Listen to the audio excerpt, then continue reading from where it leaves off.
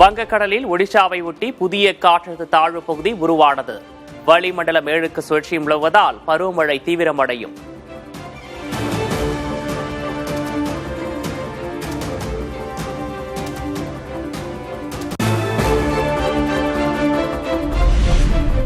ஒடிஷா மாநிலத்தை புரட்டி போடும் கனமழை. புவனேஸ்வர், ஜெகத்சிங்பூரில் விடாது கொட்டும் மழை.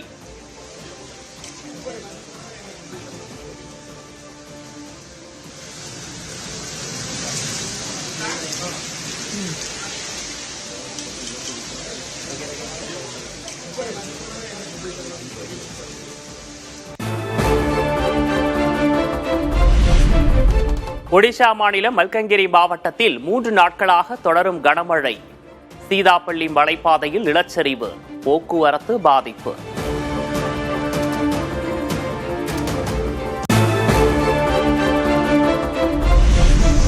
மும்பையில் தீவிரமடைந்து வரும் தென்மேற்கு பருவமழை. பரேல், அந்தேரி உள்ளிட்ட பகுதிகளில் சாலைகளில் குளம் போல தேங்கியுள்ள மழைநீர்.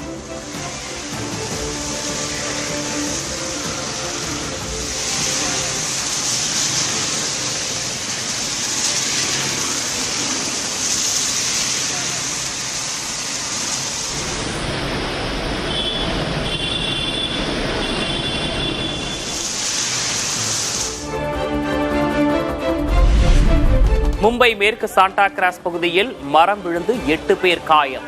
பலத்த காற்று வீசுவதால் 91 இடங்களில் மரங்கள் விழுந்திருப்பதாக மும்பை மாநகராட்சி தகவல்.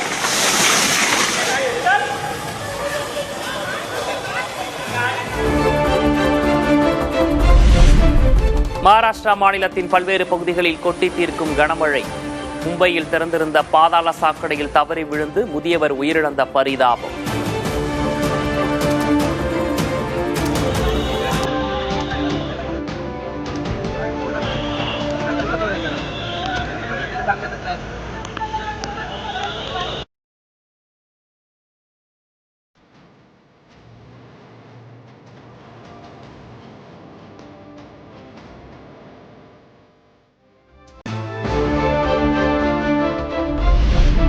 குஜராத்தில் பாதாள சாக்கடை பணிக்காக தோண்டப்பட்டிருந்த பள்ளத்தில் அடுத்தடுத்து தவறி விழுந்த பொதுமக்கள்.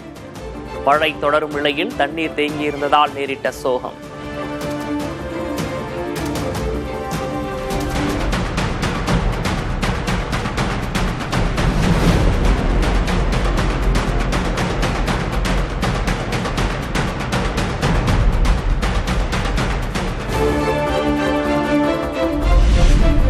தமிழ்நாட்டில் 1 வாரத்துக்கு மழை பெய்யக்கூடும் என வானிலை ஆய்வு மையம் கணிப்பு.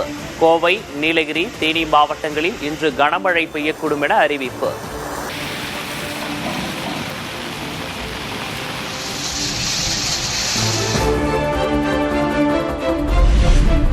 சென்னையில் இன்று மாலை அல்லது இரவு நேரங்களில் மழைக்கு வாய்ப்பு. அதிகபட்ச வெப்பநிலை 37 டிகிரி செல்சியஸை ஒட்டி இருக்கக்கூடும் என தகவல்.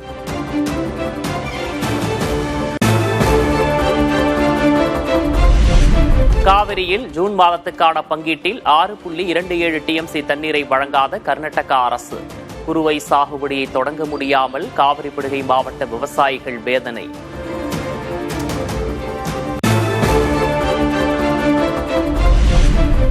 AI, பாதுகாப்பு, எரிசக்தி உள்ளிட்ட துறைகளில் ஒத்துழைப்பை மேம்படுத்த இந்தியாவும் ஜப்பானும் முடிவு. இந்திய பிரதமர் மோடி, ஜப்பான் பிரதமர் டக்காய்ச்சி முன்னிலையில் ஒப்பந்தம் கையெழுத்து.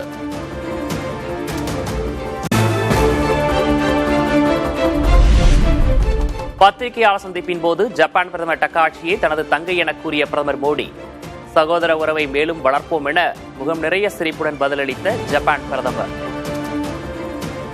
யுவர் எக்ஸலன்சி और मेरी छोटी बहन प्रधानमंत्री टाकाइची जी, I would like to extend my heartfelt gratitude to Prime Minister Modi and the people of India for your warm hospitality on the occasion of my visit to your country. You called me a beautiful younger sister, Prime Minister Modi. Manipur பற்றி எரிகிறது. பிரதமர் மோடியோ மௌனம் காக்கிறார். 20 வீடுகள் தீக்கிரையாக்கப்பட்ட சம்பவத்தை குறிப்பிட்டு ராகுல் காந்தி விமர்சனம்.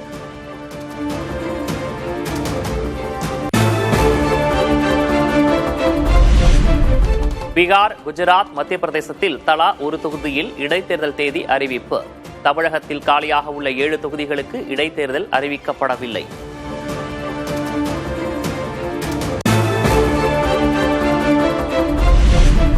தமிழக பட்ஜெட் தொடர்பான ஆலோசனையை தொடங்கினார் முதல்வர் விஜய். ஜூலை 22ஆம் தேதி வரை துறை ரீதியாக அமைச்சர்கள், செயலாளர்களுடன் ஆலோசனை.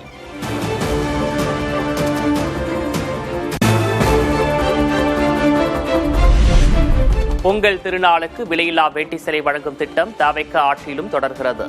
திட்டத்திற்காக 300 கோடி ரூபாய் ஒதுக்கி அரசாணை வெளியீடு.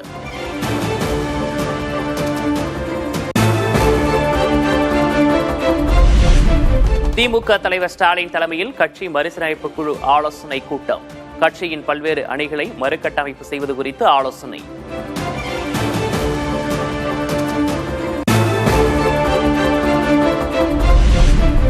செங்கல்பட்டு, வேலூர் மாவட்ட அதிமுக நிர்வாகிகளுடன் இன்று ஆலோசனை நடத்துகிறார் பொதுச் செயலர் எடப்பாடி கே பழனிசாமி. தேர்தல் முடிவு குறித்தும் கட்சியின் வளர்ச்சிப் பணிகள் குறித்தும் ஆலோசிக்க திட்டம்.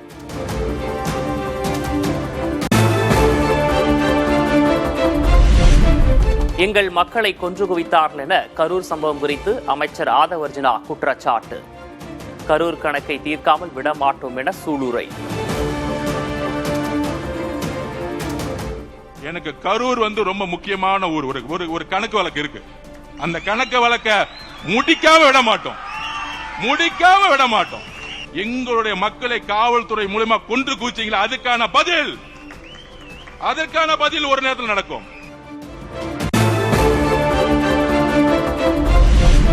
தவிகவும் அதிமுகவும் ஒன்றுதான், இரு கட்சிகளுக்கும் ஒரே குறிக்கோள் தான் என அமைச்சர் ஆதவ் அர்ஜுனா பேச்சு.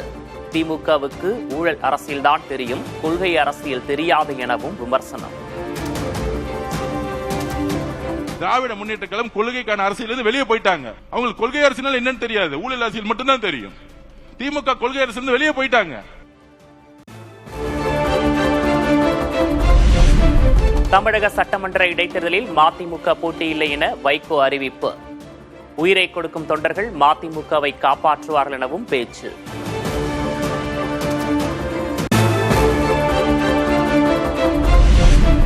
சி. விஜயபாஸ்கர், MR விஜயபாஸ்கர் உட்பட அதிமுக முன்னாள் அமைச்சர்கள் 4 பேர் தவிகவில் ஐக்கியம். மாமல்லபுரம் நட்சத்திர விடுதியில் நடந்த விழாவில் ஆதரவாளர்களுடன் தவிகவில் இணைந்த முன்னாள் அமைச்சர்கள்.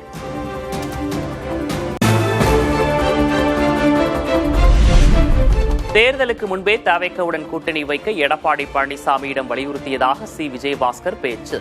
தேர்தலுக்கு பிறகு தவிகவுக்கு ஆதரவளிக்க கோரியும் அதிமுக தலைமை செவிசாய்க்கவில்லை என காட்டும்.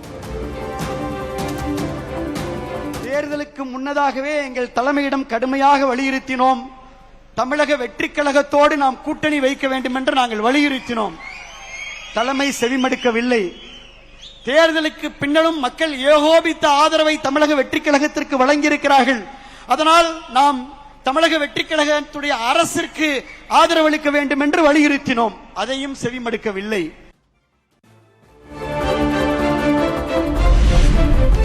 எடப்பாடி பழனிசாமியின் தவறான முடிவால் தான் அதிமுக தள்ளாடுகிறது. தவிகவில் இணைந்த முன்னாள் அமைச்சர் MR விஜயபாஸ்கர் விமர்சனம். இப்பொழுது பொதுச் செயலாளராக இருக்கக்கூடியவரை நாங்கள் எல்லாம் சேர்ந்துதான் பொதுச் செயலாளராக உருவாக்கினோம். ஆனால் அவருடைய தவறான முடிவுகளால் இன்று இந்த இயக்கம் தள்ளாடி கொண்டிருக்கிறது என்பதற்கு இதுதான் மிகப்பெரிய உதாரணம்.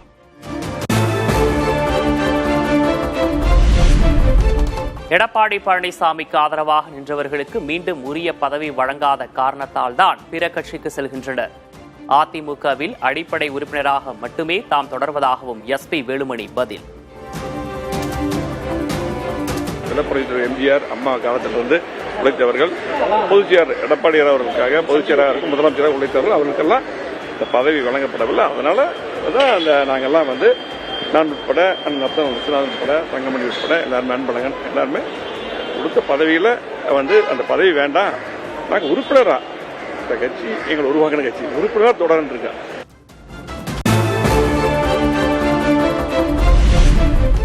அடுத்த கட்சி MLAக்களை ஸ்டெப்னியாக வைத்து விஜய் ஆட்சி நடத்துவதாக முன்னாள் அமைச்சர் RB உதயகுமார் விமர்சனம். விஜயின் அரசியலால் தமிழ்நாடே திணறுவதாகவும் கருத்து. காருக்கு ஸ்டெப்பினி வைத்துக் கொள்வதை நாம் பார்த்திருக்கிறோம். ஆனால் இப்போது தாவேகா கட்சிக்கு ஸ்டெப்பினியாக அடுத்த கட்சி எம்எல்ஏக்களை ராஜினாமா செய்ய வைத்து என்று அவர் காட்டி வருகிற அதிரடி அரசியல் சும்மா விஜய் பேர் சொன்னா தமிழ்நாடே அதிருதில்லை.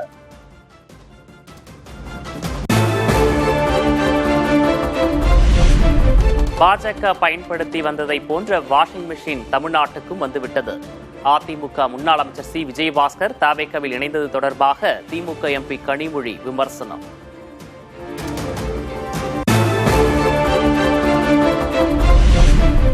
பல்வேறு வழக்குகள் உள்ள முன்னாள் அமைச்சர் சி விஜயபாஸ்கரை தவேகாவில் சேர்ப்பது ஏன்? தொட்டவர்களை விடமாட்டேன் என முதல்வர் விஜய் பேசியது இதுதானா என அறப்போர் இயக்கம் சாடல்.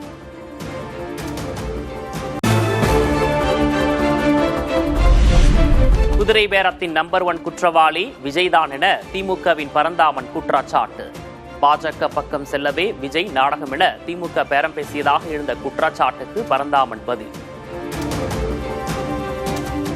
அதிமுகவினுடைய பொதுச் செயலாளர் எடப்பாடி பழனிசாமியை சந்திக்காமல் பிரிந்திருக்கக்கூடிய அந்த குழுவை சென்று சந்தித்தது குதிரை பேரமா இல்லையா? நம்பர் 1 குற்றவாளி தமிழ்நாட்டுடைய முதலமைச்சர் திரு விஜய் அவர்கள். விஜய் பிஜேபி பக்கம் நிற்பதற்காகத்தான், வெளிப்படையாக நிற்பதற்காகத்தான் இந்த நாடகத்தை நடத்தி கொண்டிருக்கிறார்கள்.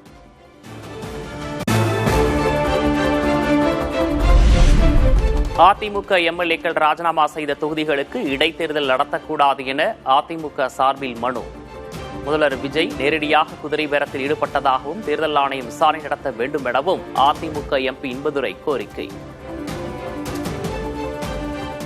தேர்தல் நடத்தக்கூடாதுன்னு ஒரு கம்ப்ளைண்ட் கொடுத்திருக்கோம், ரெப்ரசன்டேஷன் கொடுத்திருக்கோம். Not to notify the election R conducting the election இன் 6 தொகுதிகள்ல, அந்த சம்பந்தப்பட்ட 6 தொகுதியில தனக்கான ஆதரவை அதிகமாக பெறுவதற்காக குதிரை பேரத்தில் ஈடுபட்டார். முதலமைச்சரே அனைத்து அதிமுகவுடைய சில எம்எல்ஏக்கள் தங்கியிருந்த இடத்திற்கு நேரடியாக சென்று குதிரை பேரத்தில் ஈடுபட்டார்.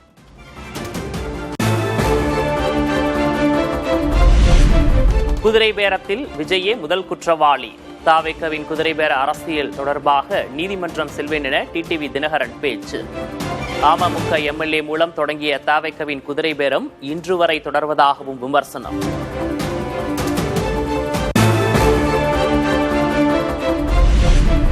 எம்எல்ஏக்களை விலை பேசுவது மோசமான விஷயம். திமுக மீது சிபிஎம் செயலர் சண்முகம் விமர்சனம். விரைவில் தேர்தல் என மு.க. ஸ்டாலின் பேசியதன் பின்னணி இப்போதுதான் தெரிய வருவதாக சண்முகம் சாடல். மதிப்பிற்குரிய மு.க. ஸ்டாலின் அவர்கள் அடுத்து விரைவாக தேர்தல் வரும், விரைவாக ஆட்சி மாற்றம் வரும் என்று சொல்லி அவர் பேசியதனுடைய பின்னணி என்ன என்பது இப்போதுதான் தெரிகிறது. இந்த சட்டமன்ற உறுப்பினரை கோடிக்கணக்கில் விலை பேசியிருக்கிற செய்தி இன்றைக்கு வந்திருப்பதும் முறையான வழக்கு பதிவு செய்து அத்தகைய முயற்சியில் ஈடுபட்ட நபர்கள் எல்லாம் இன்றைக்கு கைது செய்யப்பட்டிருக்கிறார்கள்.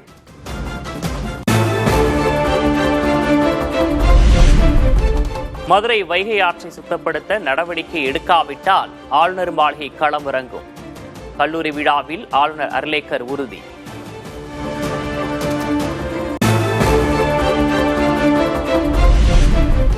வைகையை அரசு சீரமைக்காவிட்டால் ஆளுநர் மாளிகையை களமிறங்கும் என்ற அர்லேக்கரின் பேச்சுக்கு உதயநிதி கண்டனம். ஆளுநரை ஆய்வு செய்ய விட்டு ஆளுங்கட்சியினர் மாநில உரிமைகளில் சமரசம் செய்வதாகவும் விமர்சனம்.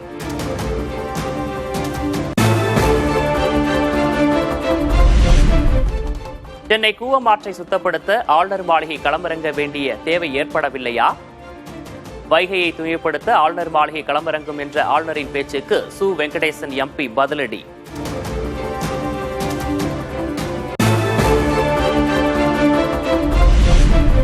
மதுரையில் ஆளுநர் அர்லேக்கர் ஆய்வு நடத்தினார் என்ற செய்திக்கு மாவட்ட நிர்வாகம் மறுப்பு. மரியாதை நிமித்தமாகவே மாவட்ட ஆட்சியர் காவல்துறை அதிகாரிகள் சந்தித்ததாகவும் விளக்கம்.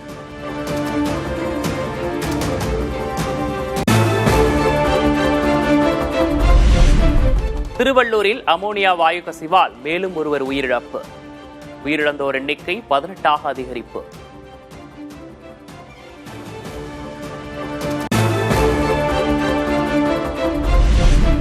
விபத்து நடந்த தொழிற்சாலையிலிருந்து மீதமுள்ள அமோனியா வாயு நாளை முதல் வெளியேற்றம். பொதுமக்கள் பாதுகாப்பாக இருக்க ஆட்சியர் அறிவுரை.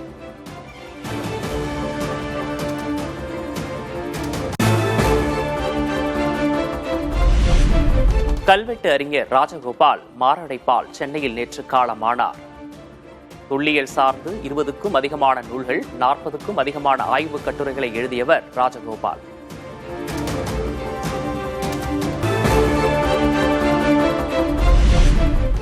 தமிழகத்தில் உரிமம் முடிந்த டாஸ்மாக் பார்களுக்கு புதிதாக டெண்டர் வெளியிட திட்டம்.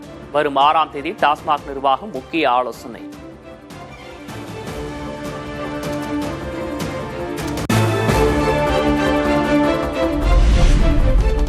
அமர்நாத் பனிலிங்க தரிசன யாத்திரை தொடங்கியது.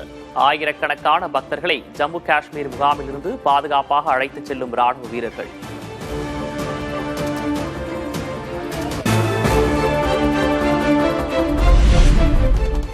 கட்டாய PF கட்டணத்தை 1800 ரூபாயாக குறைத்து PF பங்களிப்பு விதியில் மாற்றம். 1800 ரூபாய்க்கு மேல் செலுத்துவது விருப்ப பங்களிப்பாக மாற்றி அறிவிப்பு.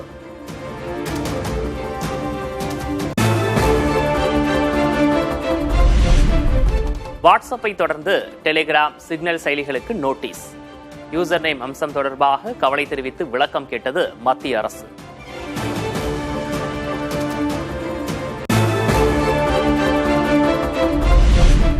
+2 தேர்வு மதிப்பெண்களுக்கு முக்கியத்துவம். நீட், JEE உள்ளிட்ட நுழைவுத் தேர்வுகளின் விதிகளில் மாற்றம் கொண்டுவர பரிசீலனை.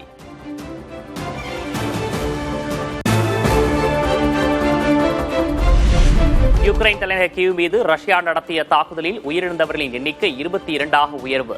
ட்ரோன்கள், ஏவுகணைகள் மூலம் நடத்தப்பட்ட தாக்குதலில் 20க்கும் மேற்பட்ட குடியிருப்பு கட்டடங்கள் சேதம்.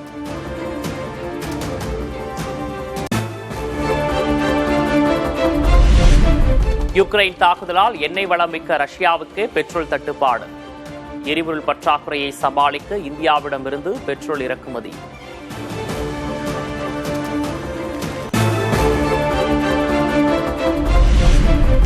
இறுதிச் சடங்குக்காக டெஹ்ரான் கொண்டுவரப்பட்டது ஈரான் முன்னாள் உச்ச தலைவர் காமேனியின் உடல். இமாம் கமேனி அரங்கத்தில் ஏராளமான மக்கள் திரண்டிருந்து இறுதி அஞ்சலி.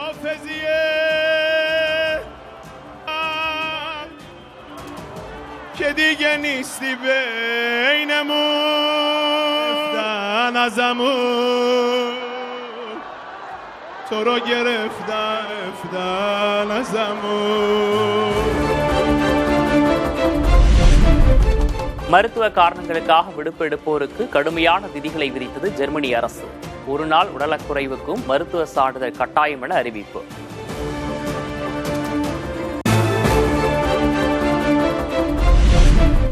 ட்ரம்ப் மருமகன் குஷ்னருக்கு தொடர்பான நிறுவனத்தின் ரிசார்ட் அமைக்கும் திட்டத்துக்கு எதிராக அல்பேனியாவில் வெடித்தது போராட்டம். நாடாளுமன்றத்துக்கு வெளியே வெடித்த வன்முறையால் போராட்டக்காரர்களுக்கும் காவல்துறையினருக்கும் இடையே கைகலப்பு.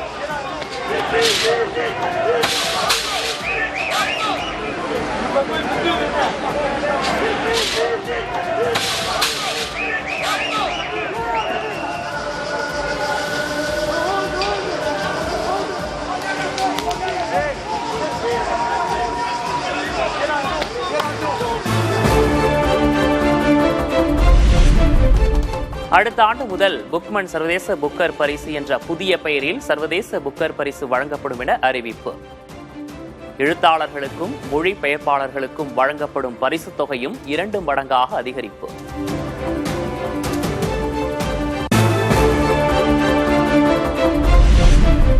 இந்தியாவில் இருந்திருந்தால் தன்னால் தலைமை பொறுப்புக்கு வந்திருக்க முடியாது.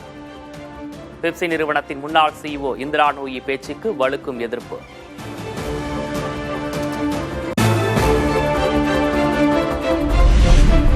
இலங்கை அணியுடன் 2 டெஸ்ட் கிரிக்கெட் போட்டிகளில் விளையாடும் இந்திய அணி. ஆகஸ்ட் 15ஆம் தேதி முதல் போட்டியும் 23ஆம் தேதி 2வது போட்டியும் நடக்கும் என BCCI அதிகாரப்பூர்வ அறிவிப்பு.